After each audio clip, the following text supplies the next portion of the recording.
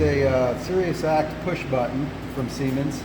Could you help us understand the installation process of this particular button? That I can. Basically, it's just 2 steps. There's a little arrow on the actual device itself, and all these devices have that arrow. And you have a groove, which is the top of the actual holder. So you just, after your hole's drilled, that's the hardest step.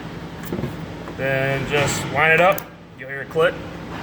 Then what we normally do is take a square, tighten the screw up, and they're basically in place, they'll never move.